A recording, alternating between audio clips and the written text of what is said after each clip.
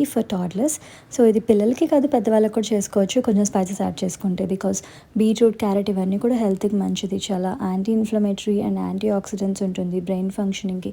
So రకరకాలుగా help అవుతుంది డైజెషన్కి కూడా. రెగ్యులర్గా మనం బీట్రూట్ పెడితే అందరు పిల్లలు తినరు కదా. సో ఇలాగా మనం ఫుడ్లో కనుక ఇంక్లూడ్ చేసినట్టయితే వాళ్ళకి అసలు టేస్ట్ కూడా తెలియదు. అండ్ చిన్నప్పటి నుంచి అలవాటు చేస్తే చాలా ఈజీగా తింటారనమాట. చాలా క్విక్గా ఈజీగా అయిపోతుంది అండ్ టేస్ట్ చాలా బాగుంటుంది. ఒకసారి ఖచ్చితంగా ట్రై చేసి ఎలా వచ్చిందో చెప్పండి. ఇంకా చాలా రెసిపీస్ నేను ఇవన్నీ కూడా పోస్ట్ చేస్తున్నాను. ఇఫ్ యూ హ్యావెంట్ చెక్ ఖచ్చితంగా చెక్అవుట్ చేయండి.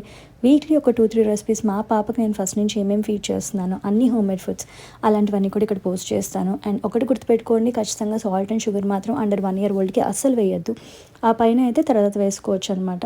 నేను ఫస్ట్ బర్త్డే అయిన తర్వాత కొంచెం షుగర్ అండ్ సాల్ట్, జాగరీ ఇలాంటివి స్పైసెస్ అవన్నీ కూడా యాడ్ చేసి మా పాపకి ఇంట్రడ్యూస్ చేయడం వల్ల తను కొంచెం స్పైసెస్ కొంచెం గుడ్ అమౌంట్ చిన్నప్పటి నుంచి తినడానికి ట్రై చేస్తుంది అనమాట. So pepper